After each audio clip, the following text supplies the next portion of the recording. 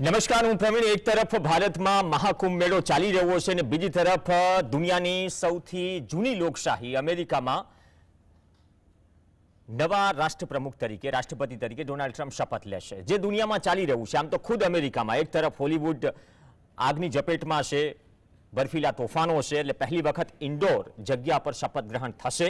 પરંતુ ફરીથી ટ્રમ્પ સત્તામાં આવ્યા બાદ અમેરિકામાં શું બદલાશે અને દુનિયામાં શું બદલાશે? ભારત સાથેના સંબંધોમાં શું પરિવર્તન આવશે? કેમ કે ભારતની નજીક પાડોશી દેશ આમ તો આપણામાંથી જ બન્યો, ત્યાં જે સળગી રહ્યું છે બાંગ્લાદેશમાં, ત્યાં શું અસર પડશે? વર્લ્ડ ઓર્ડરમાં જ્યારે યુક્રેન અને રશિયાનું યુદ્ધ ચાલી રહ્યું છે, આ પરિસ્થિતિમાં આવનાર સમય ખરેખર કેવો હશે? કેમ કે આર્થિક સ્થિતિએ આપણી સામે ઘણા બધા પડકારો છે.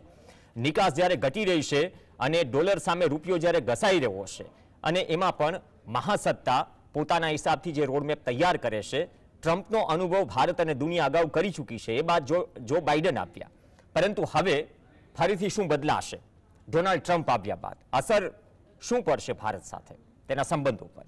આજ મુદ્દે ચર્ચા કરવા બે ખાસ મહેમાન આપણી સાથે જોડાશે. ડૉક્ટર જયનારાયણભાઈ વ્યાસ આપણી સાથે જોડાશે અને ટૂંક સમયમાં જ યોગી પટેલ આપણી સાથે જોડાશે, જે છે અમેરિકાના પરંતુ મહાકુંભમાં ડૂબકી લગાવવા આવ્યા છે. પણ વ્યાસ સાહેબ આપણી સાથે જોડાઈ ગયા છે. વ્યાસ સાહેબ, સ્વાગત છે આપનું. આપથી જ શરૂઆત કરીએ. વ્યાસ સાહેબ, આમ તો અમેરિકામાં પણ ઉથલપાથલ છે અત્યારે. હોલિવૂડમાં જે આગ લાગી છે, જે દાવા નડશે, અને બીજી તરફ બર્ફીલા તોફાનો પણ છે. અને વડાપ્રધાન મોદી શપથ ગ્રહણ સમારોહમાં નહીં હોય, આપણા વિદેશ મંત્રી હશે એસ જયશંકર.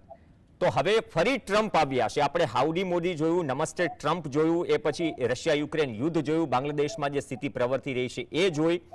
ફરીથી ટ્રમ્પ રાષ્ટ્રપતિ બની રહ્યા છે. શપથ ગ્રહણ સમારોહને બહુ લાંબો સમય નથી. શું બદલાશે ભારત માટે ખાસ તો?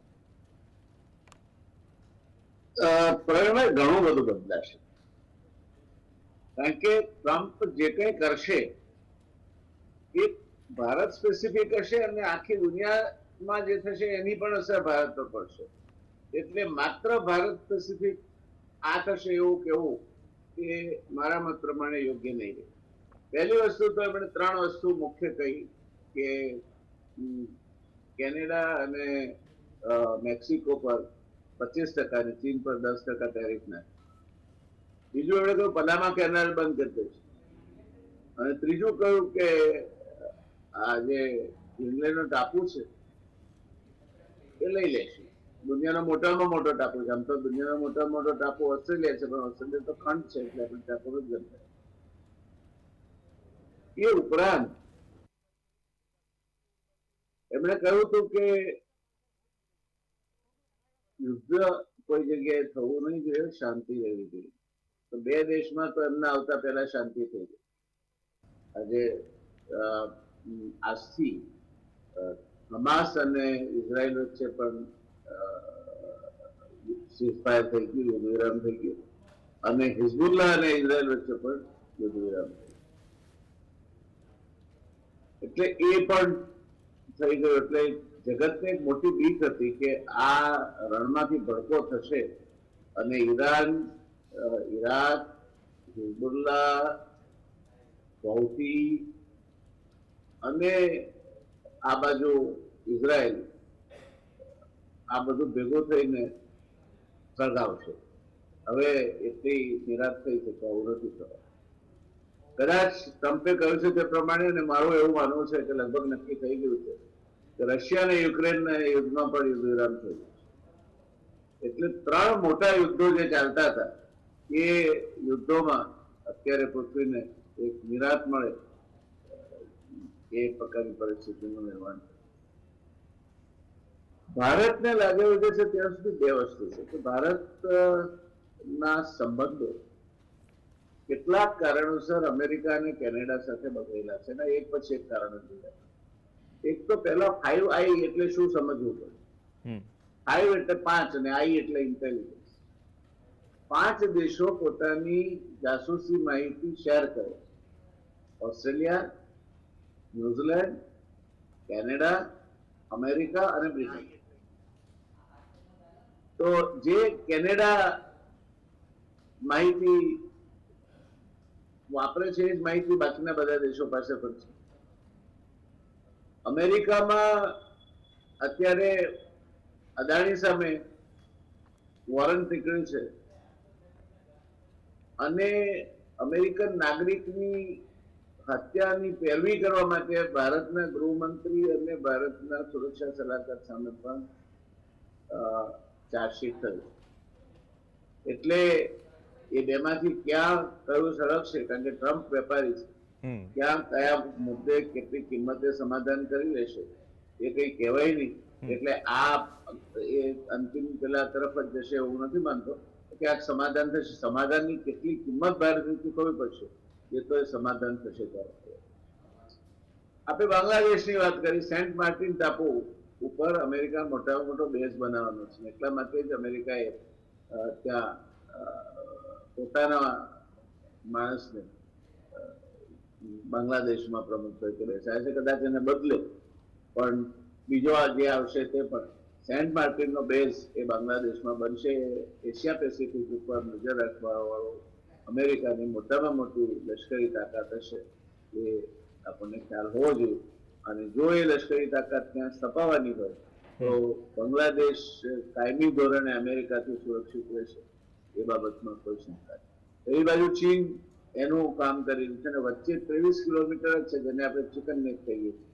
એટલે પૂર્વોત્તર રાજ્યો જે છે આપણા એને કાપી નાખવા આ દેશથી તો માત્ર 23 કિલોમીટર નો પટ્ટો કાપી નાખો એટલે બધા જ પૂર્વોત્તર રાજ્યો કપાઈ જાય.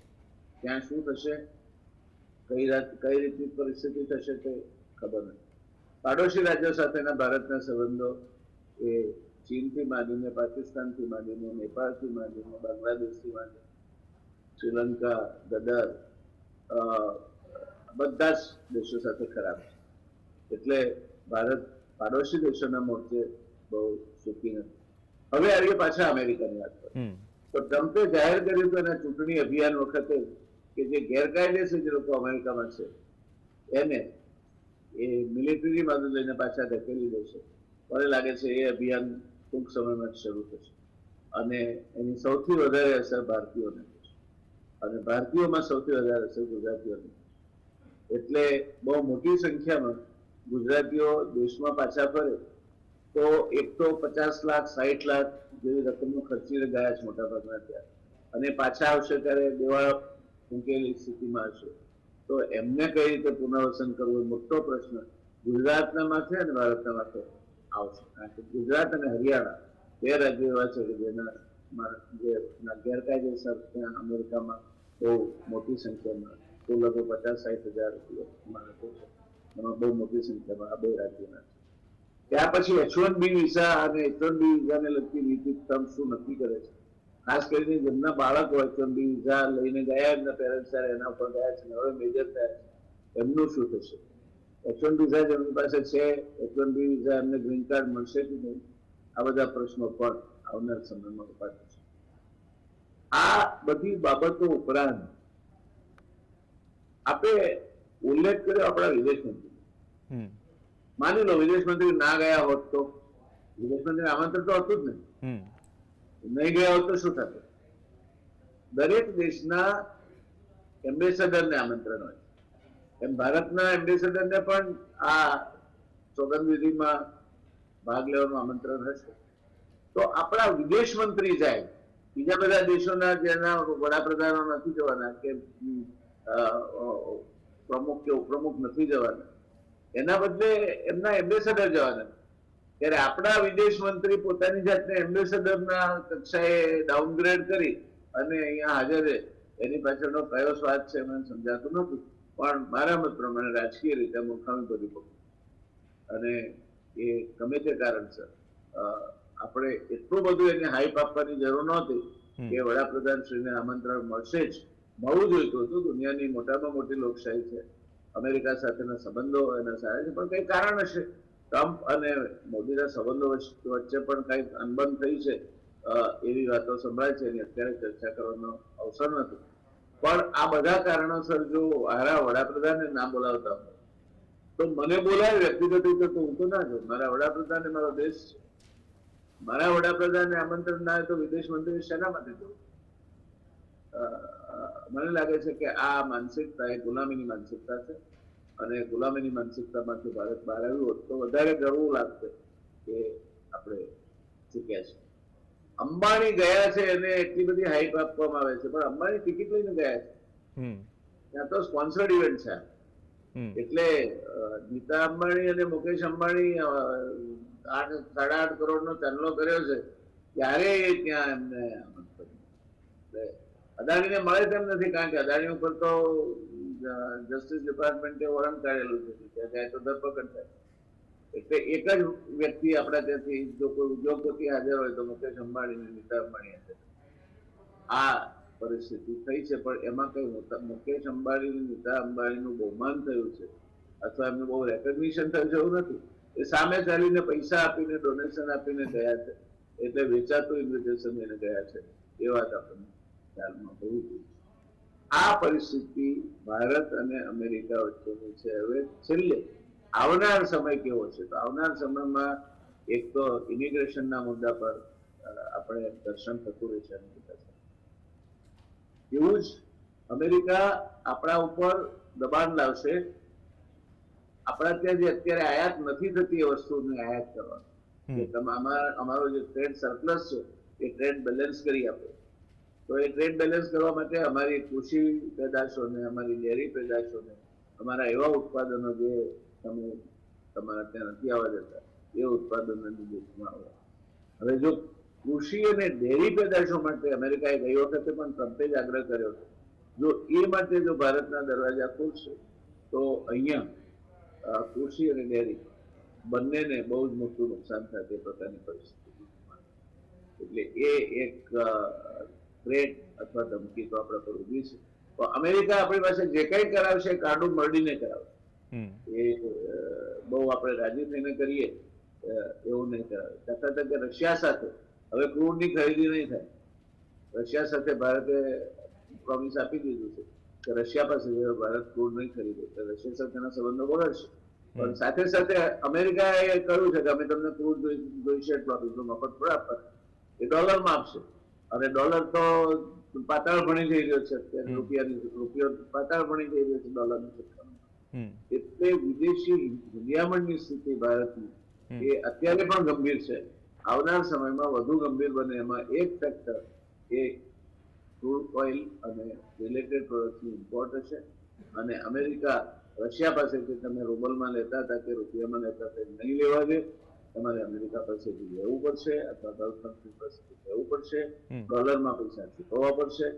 અને છેલ્લે ખુલ્લી ધમકી આપી છે ટ્રમ્પે કે જે કોઈ એમ માનતું હોય કે અમે બ્રિક્સ કન્ટ્રી સાથે છીએ બધા અને અમે બ્રિક્સની કરન્સી લાવીશું તો એ લોકોના ઉપર હું 100% ટેરિફ નાખીશ અને એમને ક્યાંય વેપાર નહીં કરવા દે.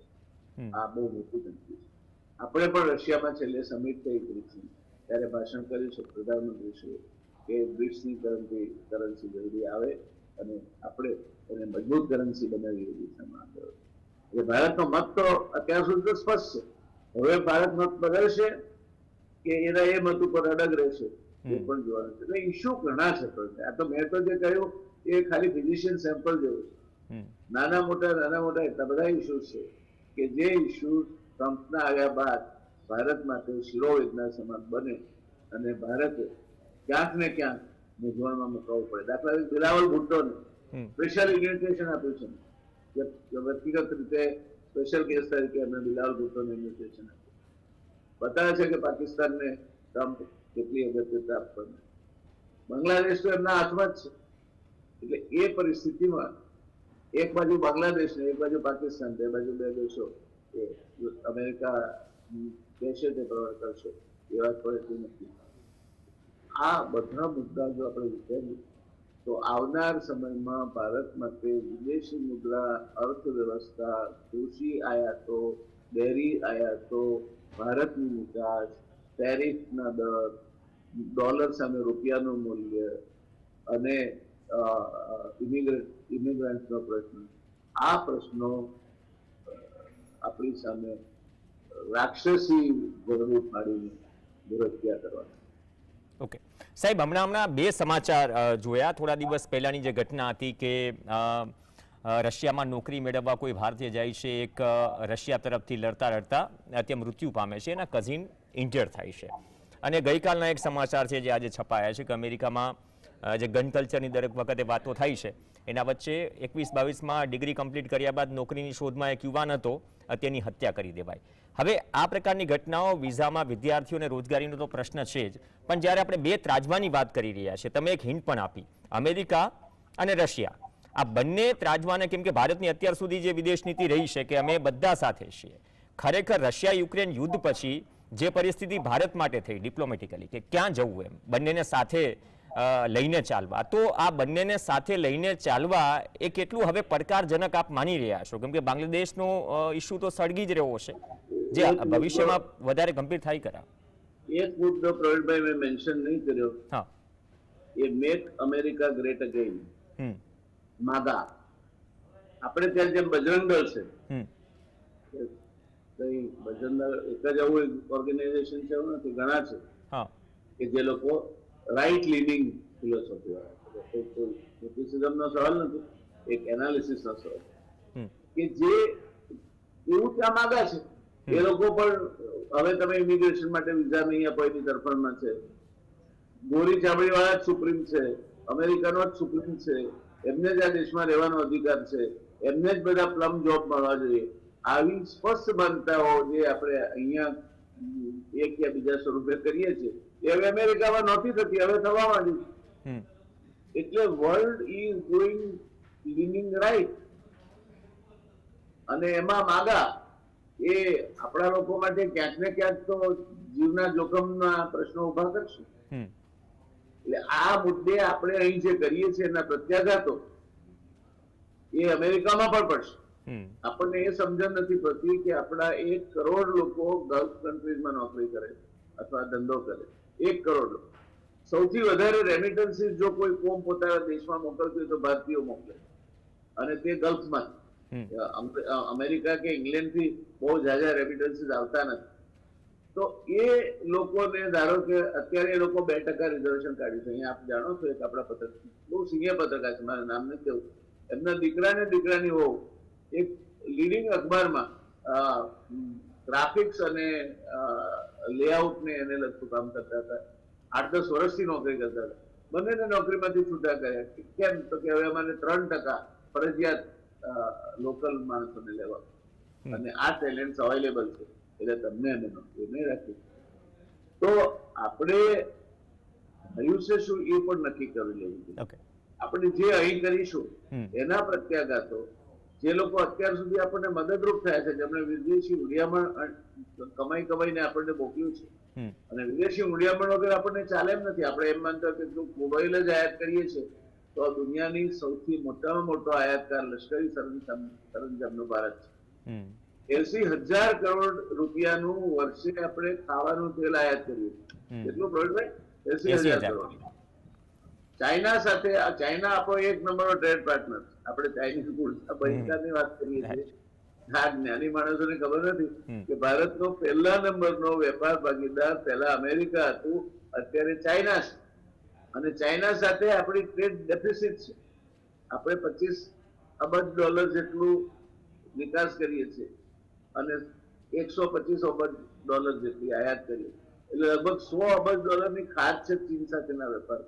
અમેરિકા સાથે આપણી લગભગ $40 અબજની પુરાંત છે. તો સ્વાભાવિક છે ટ્રમ્પ કાલે ઉઠીને તમને એમ કે $40 અબજની અમારી પુરાંત છે, તો તમે અમને સરભર કરી આપો, તમે જેટલું લો એટલું અમે લઈએ અને અમે લો એટલું તમે લઈએ. એક રસ્તો એ ટેરિફ વધારવાનો છે. તો ભારતની નિકાસ અને રૂપિયાનું મૂલ્ય બંને તળિયે જઈને બેસી. આ દેશમાં આપણે જે કરીએ છીએ એની અસર વિદેશમાં શું થાય એ આપણે નથી સમજતા. એનું ઉદાહરણ આમાં બહાદુરીનો સવાલ નથી, અને આંતરરાષ્ટ્રીય તાકાતની દ્રષ્ટિએ આપણે ક્યાં ઉભા છીએ તેની અત્યારે ચર્ચા કરવાનો અવસર પણ આપણે 2 મોટી તાકાતોની વચ્ચે ભીસાવા રહે છે. એક દુનિયાની મોટામાં મોટી naval force, China is the largest naval force in the on the earth. They have the largest military power also. Same is the case with America. તો એક બાજુ ચીન છે અને એક બાજુ અમેરિકા છે. ચીનની સાથે રશિયા જોડાયેલું છે. હમ. તો તમે કરશો શું? તમે તટસ્થતાને તો ક્યારની છોડી દીધી. રાઈટ. રશિયા ઉપર જયારે પ્રતિબંધો હતા ત્યારે તમે રશિયા સાથે માલ ખરીદ્યું ક્રૂડ ઓઇલ, અને તમે કમાણાઓ તો બરાબર. અહીં તો અહીં પેટ્રોલ કે ડીઝલ સસ્તું થયું તો હું એને સલામ કર્યો કે ભાઈ ચાલો સારું છે. એ તો કર્યું નથી આપણે. હમ. એ ખાનગી કંપનીઓએ એનો લાભ લીધો, રશિયાથી સસ્તું ક્રૂડ આયાત કર્યું, એને પ્રોસેસ કરી, દુનિયામાં નિકાસ કર્યું અને તગડો નફો કર્યો. એમાં ભારતના નાગરિકને ક્યાં ફાયદો થયો? એટલે આપણે એવા ફસાવાના છે, ભારત અને એક બાજુ રશિયા અને ભારત અને બીજી બાજુ ચાઇના અને ત્રીજી બાજુ અમેરિકા. આ ત્રિભેટે આપણે કોની બાજુ જોઈશું? ચારે બાજુથી ખેંચાણ છે. અને બીજા દેશો આપણી જે નીતિ છે, દાખલા બ્રિટન છે, 5 કન્ટ્રીઝમાં આવે, બોલ્યા ચાલ્યા વગર એને એના વિઝાના નિયમનો કડક કરી દીધા. પહેલા તમારે ઇંગ્લેન્ડ ભણવા જવું હોય તો $19,000 વાર્ષિક, 19,000 પાઉન્ડ વાર્ષિક આવક જોઈતી. હવે 40,000 પાઉન્ડ કરી નાખી. 40,000 પાઉન્ડ વાર્ષિક આવક હોય એવા કેટલા છોકરા છે જે ઇંગ્લેન્ડ ભણવા જાય? બીજું, તમે અંડર ગ્રેજ્યુએટ માટે જતા હો તો પહેલા સ્પાઉસને લઈ જઈ શકતા હતા, હવે લઈ જઈ શકતા નથી. વર્કિંગ અવર્સ તમારે 16 કલાક મળતા હતા અઠવાડિયે, ત્યાં ઘટાડીને 12 કલાક કરી નાખે, તમારી આવક ઓછી કરી નાખી. બસ શું બોલ્યા ચાલ્યા વગર. અને આપણે કહીએ છીએ કે પ્રીતિબેન પટેલ તો આપણા ભારતીય, અરે સુનક આપણા જમાઈ અને બેન બે ભેગા થઈને એમના સમયમાં કાયદાઓ બદલાયા. એટલે આપણે બહુ જલ્દી ઓળઘોળ થઈ જઈએ. દાખલા કે અત્યારે કશ્યપ પટેલ, કાશ પટેલ કહે છે, એ FBI ના વડા બને. જયારે આપણા હાથમાં FBI આવી ગઈ હોય ને એવું આપણે વિચાર્યું ફોર ધેમ, અને હોવું જ જોઈએ. મને એમાં કશું ખોટું નથી લાગતું. મારા માટે ભારત પહેલો છે, એમના માટે અમેરિકા પર. એટલે આપણે આપણા છે એટલે આપણું કરશે એવું માનતા હોઈએ તો આપણા જેવી બેવકૂફ પ્રજા દુનિયામાં જોઈએ કે. અને એનો આ આદર્શ દાખલો મેં આપ્યો પ્રીતિબેન અને આપણા ભાઈ સુનકનો. એટલે આપણા ઇન્ડિયન ઓરિજિનના છે એવા અમેરિકાના વાઇસ પ્રેસિડેન્ટ હતા, જે પછી પ્રમુખ પદની ચૂંટણી લડ્યા. 4 વર્ષ વાઇસ પ્રેસિડેન્ટ રહ્યા, એકે વાર આવ્યા જ ભારતની મુલાકાતે. તમે એને ભારતીય મૂળના કરીને પોષાવશો, એ આવ્યા છે ખરા? કમલા હેરિસ ભારતની એક મુલાકાતે આવ્યા છે તમારા, અને પોતાની જાતનું નોન રેસિડેન્ટ નિયમ નથી લખતા. શી રાઇટ્સ અમેરિકન બ્લેક. તો આપણે આટલા બધા પોસાઈ જઈએ છીએ ત્યારે દુનિયા વિશેનું આપણું જ્ઞાન એ થોડુંક વધારીએ તો દુનિયા કઈ દિશામાં જઈ રહી છે. ઓસ્ટ્રેલિયામાં હવે તકલીફ આવવાની. ઓસ્ટ્રેલિયા છેલ્લા કેટલાક સમયથી એક મંદીના બહુ મોટા પ્રવાહમાંથી પસાર થઈ રહી. અત્યારે ઓસ્ટ્રેલિયા મંદીમાંથી પસાર થઈ રહ્યું છે, ભયંકર મંદીમાંથી પસાર થઈ રહ્યું. એ મંદીમાંથી ક્યારે બહાર નીકળશે કોઈને ખબર નથી. 22 વર્ષ સતત ઓસ્ટ્રેલિયા, 1993 થી 22 વર્ષ ઓસ્ટ્રેલિયા સતત તેજીમાં હતું. ઓસ્ટ્રેલિયાની અર્થવ્યવસ્થાથી દુનિયાના દેશો ઈર્ષા કરતા હતા. છેલ્લા 3 વર્ષથી ઓસ્ટ્રેલિયા સતત મંદીમાં છે અને મંદી વધતી જાય છે. તે પરિસ્થિતિમાં ઓસ્ટ્રેલિયામાં પણ મુશ્કેલી આવશે. તમારી ઓસ્ટ્રેલિયા જવાની જે અત્યારે છૂટછાટ છે એ છૂટછાટો પર પણ કાબુ આવશે, અને જેમના વિઝા પૂરા થશે એમને ઓસ્ટ્રેલિયા રહેવા દેશે કે કેમ એના પર પણ કાબુ આવશે. એટલે દુનિયા કઈ દિશામાં જઈ રહી છે એ દિશા વિશે આપણે વિચારવાનું. આપણે આપણી મરજીમાં આવે, આપણે નિર્ણયો લીધા તે આપણા, અને આપણા પ્રમાણે દુનિયા ચાલે છે. ના, એવું નથી. We are in the interdependent world. એકબીજા ઉપર આધારિત દુનિયામાં જીવીએ છીએ આપણે. કોઈ સ્વતંત્ર નથી. અમેરિકા સ્વતંત્ર નથી, ચીન સ્વતંત્ર નથી, રશિયા સ્વતંત્ર નથી, ભારત સ્વતંત્ર નથી. એકબીજા ઉપર આધારિત છે ને એકબીજાના સ્વાર્થને અનુલક્ષીને આ આધારો બંધાયેલા છે. સાહેબ, યોગીજી પટેલ આપણી સાથે જોડાઈ ગયા છે. યોગીજી, સ્વાગત છે આપનું. બ્રેક લો એ પહેલા બહુ સિમ્પલ એક સવાલ એ કરવો છે. વ્યાસ સાહેબે જે કીધું કે આપણે છે ને ઓળઘોળ બહુ થઈ જઈએ છીએ, પણ હવે અત્યારની પરિસ્થિતિ શું છે? આટલી બધી રશિયા સાથે અને અમેરિકા સાથે આપણા સંબંધો ઉપરથી જે આર્થિક રીતે જે પડકારોનો આપણે સામનો કરી રહ્યા છીએ, અથવા તો વિઝાના રિગાર્ડિંગ જે પણ નિયમો ફેરફાર થયા છે, તમે કઈ એવી બાબતો માનો છો મહત્વની કે જે સીધી સાદી ભારતને બહુ ટૂંક સમયમાં જ અસર કરશે?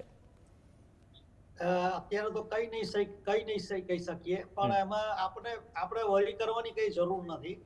આપણા માટે તો બેનિફિટ છે, કેમ કે સાહેબ ટ્રમ્પને ખબર છે એડમિનિસ્ટ્રેશનને કે આપણું democracy is the largest democracy. We are hard working people. આપણે કોઈ વસ્તુમાં ગલત વસ્તુમાં આપણે લોકો ઇન્વોલ્વ નથી, કોઈ ખરાબ વસ્તુમાં. એટલે આપણા લોકોને કોઈ વરી કરવા જેવું છે જ નહીં. નથી સ્ટુડન્ટ વિઝાના છોકરાઓ માટે કે નથી H1 માટે. બધાનું લીગલાઇઝ થશે, બટ સ્ટીલ એને સેનેટમાં પાસ કરાવવાનું, બટ ઇટ વિલ વર્કઆઉટ થઈ જશે. ટાઈમ આપો. આપણે અત્યારે કઈ બોલીએ એનો કોઈ અર્થ નથી, પણ જસ્ટ ગીવ લિટલ ટાઈમ. હજુ તો એ બેસશે. આફ્ટર 3 મહિના પછી તમે જોજો આપણા ફેવરમાં જશે ડિસિઝન. અચ્છા, તો બે કન્ટ્રી વચ્ચેના રિલેશન આમાં શું છે? જ્યારે બંને કન્ટ્રીના લીડર જ્યારે ખુલીને વાત કરે, ઘણું બધું મેટર કરતું હોય છે. અગાઉના વડાપ્રધાનો, અગાઉના અમેરિકાના પ્રેસિડેન્ટ, કે જેમની વચ્ચે કેમેસ્ટ્રી હોય છે, અને કેમેસ્ટ્રી ઘણું બધું કામ કરતી હોય છે ઘણા બધા મહત્વના કિસ્સાઓમાં. એ કેમેસ્ટ્રી પણ શું 6 મહિના પછી એકચ્યુઅલ કેમેસ્ટ્રી દેખાશે, મતલબ મહત્વના નિર્ણયોમાં? હા, 100% દેખાશે. તમે જોયું છે કે ટ્રમ્પ ને અને મોદી સાહેબની કેમિસ્ટ્રી તો સારી છે જ પહેલેથી. એટલે સારું જ છે. આપણે લોકોને વરી કરવા જેવું નથી, કેમ કે આ જે પ્રેસિડેન્ટ છે ટ્રમ્પ, એ બિઝનેસમેન છે અને એને ખબર છે શું કરી રહ્યા છે. કેમ કે લોકોની એવી ઇમેજ છે કે એ ખરાબ છે ને આ છે. ના, he is a very nice guy, અને સ્પેશિયલી આપણા માટે તો સારો જ છે. હી નોઝ, આપણે એને ખબર છે વોટ વી આર. ઇન્ડિયન લોકો કહેવાને શું એ જાણે જ છે બધું. એટલે આપણે વરી કરવા જેવું છે જ નહીં. હા, થોડું ઘણું ટેરિફમાં, એક્સપોર્ટમાં ટેરિફ વધારશે, કેમ કે એને ખબર છે કે આપણે બી જાયન્ટ છે પ્રોડક્શનમાં. એ નોઝ ઇટ.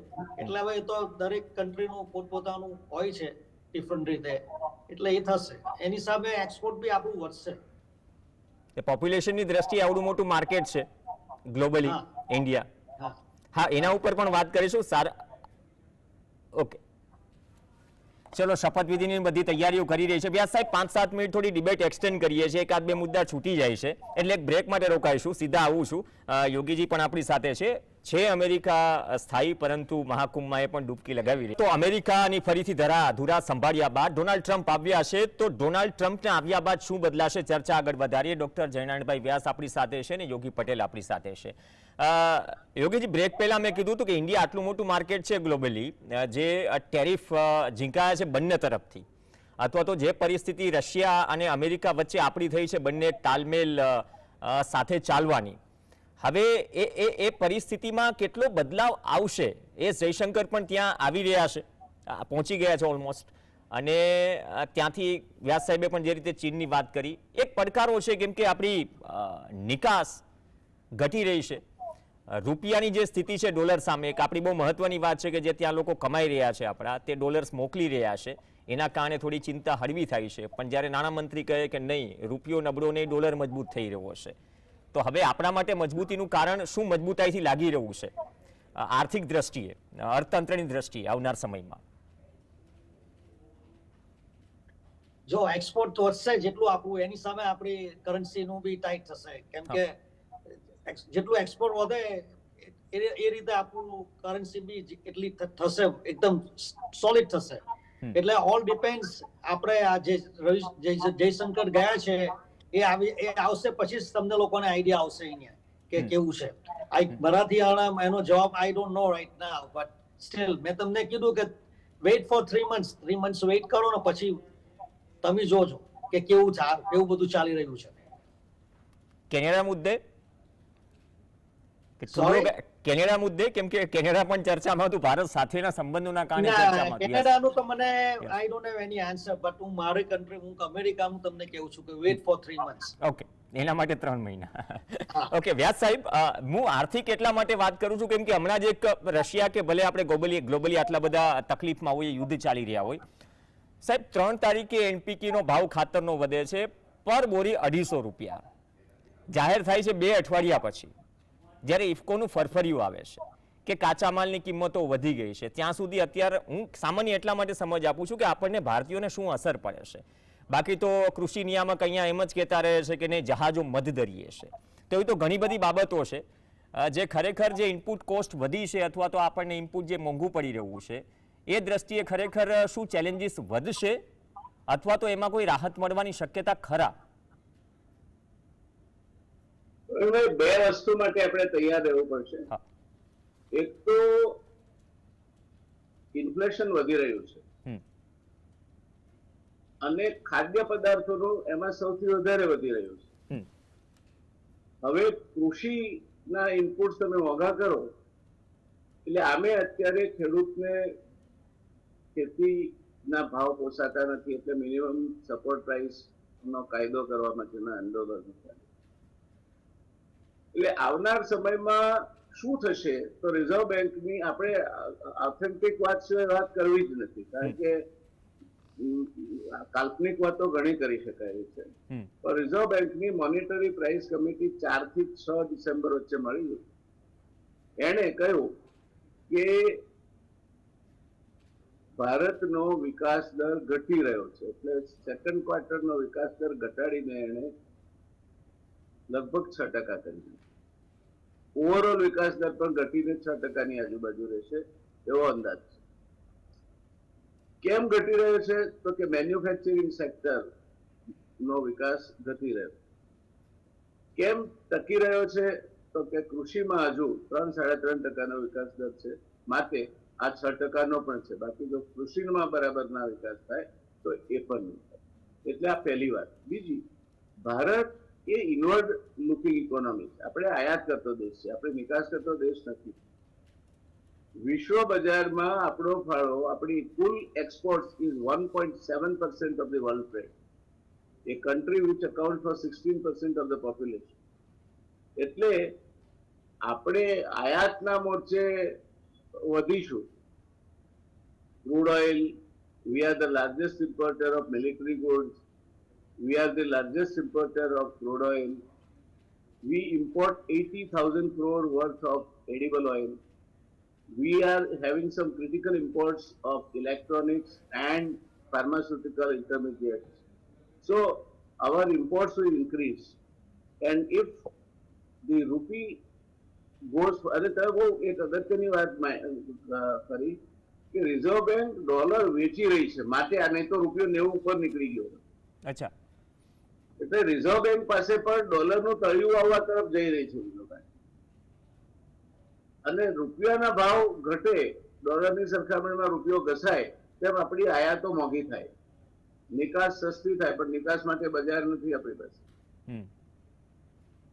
આ પરિસ્થિતિમાં we are going to have an economy which is inflationary economy, which will have lesser jobs. Already the employment elasticity index of manufacturing sector has become negative, not zero. So you will have jobless growth. આ પ્રશ્નો આવનાર વર્ષમાં, હું આવનાર નાણાકીય વર્ષની જ વાત કરું છું, એટલે આગળની વાત નથી કરતો, આપણે એનો સામનો કરવો પડશે. અને દેશ છે, આવડો મોટો દેશ છે, સામનો નહીં કરે એ પણ કેવું યોગ્ય નથી, પણ એ સામનો કરવાનો સરળ નહીં હોય. અને નિકાસ દેશની વધી જશે એ તો અત્યાર સુધી નથી વધી, તો હવે કોઈ જાદુ થાય તો વધે. આટલા વર્ષોમાં આપણે 2% વધારે વિશ્વ વેપારમાં કોઈ દિવસ ગયા નથી. એટલે અમેરિકા આપણે જાત જાતની વસ્તુઓની નિકાસ કરી દઈશું, ટેરિફ વધશે એટલે આપણી આયાત વધી જશે અને આવક વધી જશે, આવું થવાનું નથી. એટલે we are going to B in a difficult time. અને યોગીભાઈએ બહુ સાચી વાત કરી, ટ્રમ્પ વેપારી છે. He understands the equations of trade very well. So Trump and Elon Musk put together is a deadly combination. They will bargain with you to the maximum possible in the interest of America. And that is what they should do, because that is their job. So I don't blame them either. પણ આપણે આવનાર સમયમાં મોંઘવારી, બેકારી, ઘસાતો જતો રૂપિયો, વિદેશી હુંડિયામણની crisis અને સરહદે આપણા પાડોશી દેશો સાથેના સંઘર્ષો, આ વસ્તુઓ આપણા માટે લગભગ નિશ્ચિત છે તેવું દેખાય છે. એમાં આંતરિક, જેમ અમેરિકામાં માગા કામે લાગ્યું છે તેમ અહીંયા પણ એવા પરિબળો છે કે જે ક્યાંક ને ક્યાંક આંતરિક રીતે કશુંક ને કશુંક મુશ્કેલીઓ ઊભી કરતા રહે છે. So I think the coming time is difficult. Finally, Trump બહુ સારા મિત્ર છે આપણા, એવું હું તો જ કહું. તમે મારા મિત્ર છો અને યોગીભાઈ મારા મિત્ર નથી, એટલે તો હાઇપોથેટિકલ છે. યોગીભાઈ પણ આપણા જ છે ને આપણા મિત્ર, પણ યોગીભાઈ મારા મિત્ર નથી. તમારા ત્યાં લગ્ન છે અને તમે મને ના આમંત્રણ આપો અને યોગીભાઈને આમંત્રણ આપો, તો શું સમજવાનું મારે આપણી મિત્રતા વિશે? બિલાવલ ભુટ્ટો એને સ્પેશિયલ ઇન્વિટેશન આપ્યું ટ્રમ્પે. અહીંયા prime minister Modi has no invitation, અને Jaishankar has gone there compromising his dignity and dignity of this huge country, because if he would not have been there, our ambassador will represent India and that would have been enough. એમના જવાથી અઠવાડિયું ત્યાં બેસી રહ્યા invitation લેવા માટે, શું ફરક પડવાનો? why are we lowering our dignity? હંમેશા મંત્રણાઓ સરખા વચ્ચે થાય, ઉપર નીચે વાળા વચ્ચે ના થાય. અમેરિકા મોટો દેશ છે, પાવરફુલ દેશ છે, પણ જયારે આપણા 50,000 માણસોને ત્યાંથી કાઢી મૂકશે મિલિટરીની મદદથી, તેમાં તો 18,000 તો પહેલા લોટમાં ગુજરાતીઓ બહાર નીકળશે, તો એમને આ દેશ વસાવશે કઈ રીતે, એ પ્રશ્નનો વિચાર પણ આપણે તો કરવો પડશે ને. અમેરિકા સાચું કરી રહ્યું છે કે ગેરકાયદેસર જે લોકો ત્યાં ગયા છે એમને એ પોતાના દેશમાંથી બહાર મોકલી રહ્યું છે, એ એનો અધિકાર છે. I don't blame them either. પણ 60 લાખ રૂપિયા 50 લાખ રૂપિયા ખર્ચીને જે લોકો અમેરિકામાં જાનના જોખમે ઘૂસ્યા છે, અને અમેરિકાને એનાથી નુકસાન નથી. જો એ દર ફ્રાઈડે પગાર નથી માગી શકતા જે ગેરકાયદેસર ત્યાં રહે છે, ચલો આપે તો લેવાનું, નહીં તો ચૂપ રહેવાનું. ત્યાંનો જે ઓફિશિયલ પગાર છે એને મળતો નથી. $10 પગાર ચાલતો હોય ત્યારે એને $6 મળે ને $5 મળે, એ ચૂપચાપ લઈ લેવાનો હોય. એટલે આપણા જવાથી ત્યાં જવાથી અમેરિકન અર્થવ્યવસ્થાને ફાયદો છે, નુકસાન નથી. પણ એ અમેરિકાનો અધિકાર છે, એ વાત સાથે આર્ગ્યુમેન્ટ થઈ શકે જ નહીં. પોતાના દેશમાં ગેરકાયદેસર કોઈ પણ રહેતું હોય તો એને રેગ્યુલરાઇઝ કરવા પહેલો રસ્તો એ કરે ત્યાં સુધી સારું, અને નહીં તો પછી એને દેશમાંથી બહાર કાઢી મૂકે તો પણ હું અમેરિકાને બ્લેમ નહીં કરું, એટલા માટે કે કાયદેસર રીતે એ એમનો અધિકાર છે. અને આપણે એ માટે આપણા ત્યાં જે આપણા નાગરિકો પાછા આવે એમને કઈ રીતે વસાવવા, એમના માટે શું કરવું, એની ચિંતા કરવા માટે આપણે તૈયાર હોઈએ. યુગાન્ડા જેવા નાના દેશમાંથી ભારતીયોને બહાર કાઢી મૂક્યા હતા, કે બર્મા જેવા નાના દેશમાંથી ભારતીયોને છોડવું પડ્યું હતું, કે શ્રીલંકામાંથી ભાગ્યા હતા, તો એમને વસાવતા આપણને ભારે પડી ગયું છે. આ તો હ્યુજ નંબર ઓફ પીપલ, સે ઇન એક્સેસ ઓફ 20,000-30,000 લોકો આવશે, ગુજરાતમાં આવશે, તો એને આપણે વસાવવા માટેની આપણે પણ તૈયારી તો કરવી જ પડશે. કે એમના ઘર હશે પણ એમને આવક તો જોઈશે, ખાવા માટે રોટલો જોઈશે, હેલ્થની સવલતો જોઈશે, બીજી સવલતો જોઈશે. તો એક આદર્શ સરકારની ફરજ છે કે આ બધી સવલતો એમને આપે, અને આપણે આપવી જોઈએ. એટલે પ્રશ્નો આપણા માટે ઘણા છે, અમેરિકા માટે નથી. અમેરિકાના પ્રશ્નો છે પણ એ જુદી જાતના છે. આપણે એક બાજુ અર્થવ્યવસ્થા સાવ મંદીમાં છે, બીજી બાજુ બેકારી છે, ત્રીજી બાજુ રૂપિયો ઘસાઈ રહ્યો છે, ચોથી બાજુ આયાતના મોરચે આપણે કશું કરી શકીએ એમ નથી. આ 0.5% ચાલે છે એ તો ઘણું સારું, બાકી અમેરિકા જો ટેરિફ નાખશે તો 0.5%ની ઘટીને 1.5% થઈ જશે. એટલે એ એક બાજુ છે. ચાઇના આપણા ત્યાં, our largest trading partner is China, પહેલા અમેરિકા હતું, અને અમેરિકા સાથે આપણે ટ્રેડ બેલેન્સ હતું, પુરાંત હતું. ચાઇના સાથે અબાઉટ $100 બિલિયન નું આપણી આયાત છે, એટલે $25 બિલિયન ની નિકાસ છે. તો $75 બિલિયન ની આપણી ખાધ છે. અમેરિકા સાથે આપણી $40 બિલિયન ની પુરાત છે. તો America being our number 1 trade partner was an advantage. Shall we go back to that level? We should try to do that. એટલે આ બધું આપણે ઘણું બધું કરવું પડશે, and it will need the political will, abilities and also acceptance of the problem. આપણી મોટામાં મોટી તકલીફ છે કે આપણે પ્રશ્ન સ્વીકારતા નથી. આપણે we are always on a defending mode કે ના પ્રશ્ન છે જ નહીં. પ્રશ્ન જ ક્યાં છે? આવડું મોટું ઇન્ડિયાનો મેન્યુફેક્ચરિંગ બેઝ છે. we do not know what is the total share of manufacturing sector in India. We do not know what is the total percentage of exports from India. We do not know where the economy stands today as per Reserve Bank of India. These figures which I am giving are not something manufactured in my pocket. These are the figures given by the central banker of this country. Things, let us accept the fact that there is going to be difficulty.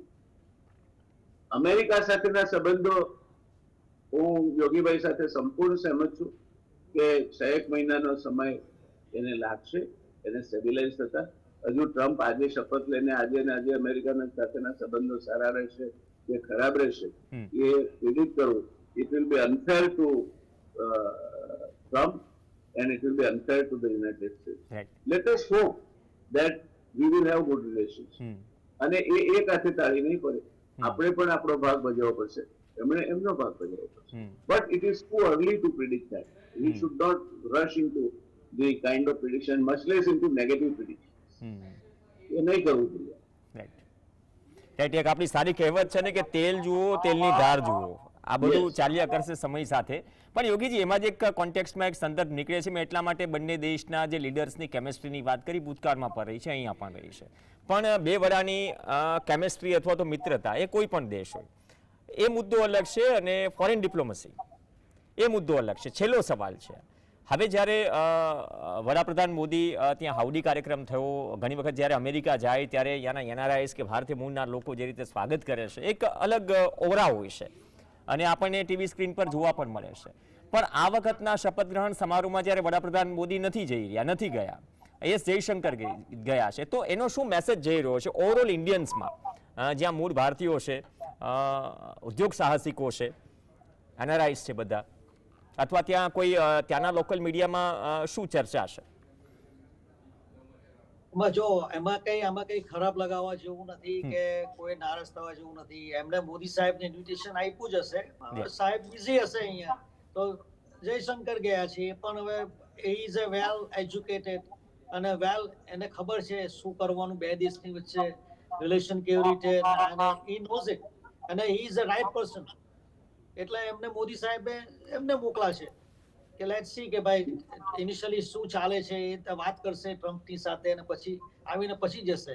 એમાં કઈ આપણે કઈ નારાજ થવાની જરૂર નથી કે કઈ એવું નથી કે ભાઈ મોદી સાહેબ અને ટ્રમ્પના રિલેશન બગડ્યા છે. નહીં, આનામાં એવું નથી. ઇન્વિટેશન તો એમને મળ્યું જ હશે 101%. પણ એ બિઝી હોય ને, અહીંયા અત્યારે અહીંયા કુંભ ચાલે છે, બધું ઘણું પેલું હિન્દુસ્તાનમાં બી ચાલી રહ્યું છે, એટલે અહીંયા બી ટાઈમ આપવો પડે. એની જગ્યાએ એમને મોકલા છે. ઓકે, એ પાછળ પછી ગોઠવાશે અમેરિકાનો પ્રવાસ અથવા તો અમેરિકાથી. વ્યાસ સાહેબ કંઈક 100%. ઓકે, વ્યાસ સાહેબ કંઈક વ્યાસ સાહેબ Arvindbhai, Narendra Modi has no invitation. Let my friend know it very clearly. અને અહીં જેમ કુંભ ચાલે છે એમ અમેરિકામાં આગ લાગી છે. Such kind of contingencies do not stop the heads of the states of doing things which they want to do. Others are capable of taking care of these contingencies. નહીં તો ટ્રમ્પે આ બંધ રાખવું જોઈતું હતું કે ભાઈ હું શપથવિધિ નહીં કરું, કેલિફોર્નિયામાં આ સ્થિતિ છે અને મારી શપથવિધિ બંધ રાખવી. પણ એ ત્યાં નિશ્ચિત સમય થાય છે તો ખાનગીમાં પણ કરી શક્યા હોય. પહેલી વખત જાહેરમાં કરે છે. એટલે let us be very clear. Let us not tell something which is devoid of facts. The Prime Minister of India does not have the invitation. That's a fact of life.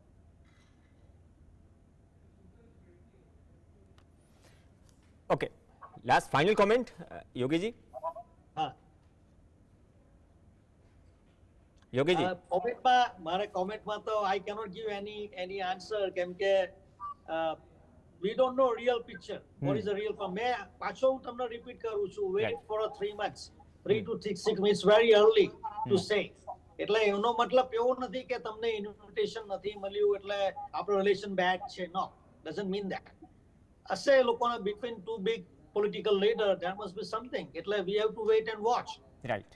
પણ આપણા રિલેશન તો હું એટલું જ કહું છું, સારા જ છે, સારા રહેશે.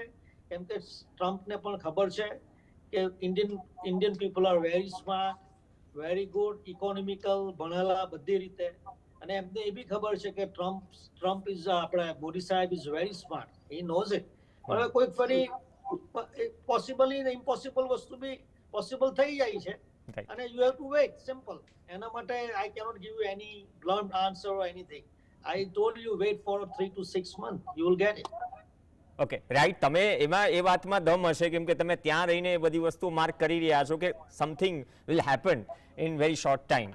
તો અપેક્ષા રાખીએ. બે વસ્તુ થઈ કે તેલ જુઓ, તેલની ધાર જુઓ, એ જયશંકર જાય છે, ચર્ચાઓ થતી રહેશે. જે ચેલેન્જીસ ભારત માટે છે, આપણા માટે તો ભારતીય તરીકે ઇન્ડિયા ફર્સ્ટ હોવું જોઈએ, અને ફોરેન ડિપ્લોમસીની દ્રષ્ટિએ આપણી સામે જે પડકારો છે એને કઈ રીતે ટ્રમ્પ આવ્યા પછી ભારત ડીલ કરે છે ઘણું બધું ડિપેન્ડ કરશે એ આયાત નિકાસ માટે અને વિદ્યાર્થીઓ ત્યાં છે અથવા તો જે એમને ખબર છે કે વી are the biggest democracy in the Right. World right now. Right, biggest democracy સાથે સાથે બહુ મોટું માર્કેટ પણ છે દુનિયાનું. Yes, એટલે yes. એ માર્કેટને સ્કીપ કરવાનું કદાચ કોઈ પણ લીડર ન વિચારી Yes. શકે. વી હોપ Yes, કે અને આપણા માટે જે ચેલેન્જીસ છે એ પાર પડે અને ભારત દેશ માટે બધું સારું થાય આવનાર દિવસોમાં, અને આપણે પડકારોનો સામનો કરીને આપણી જે તકલીફો છે એને વર્લ્ડ ઓર્ડર પર મૂકીએ. ધન્યવાદ વ્યાસ સાહેબ, આપનો કિંમતી સમય આપવા બદલ જોડાયા. અને પટેલ સાહેબ આપનો પણ ધન્યવાદ. તમે કુંભમાં છો, વી હોપ કે કુંભ કમ્પ્લીટ કરીને ત્યાં અમેરિકા જશો અને ચર્ચાઓ કરતા રહીશું. ધન્યવાદ વ્યાસ સાહેબ અને પટેલ સાહેબ. તો આ સાથે ચર્ચામાં હાલ બસ આટલું જ. નમસ્કાર.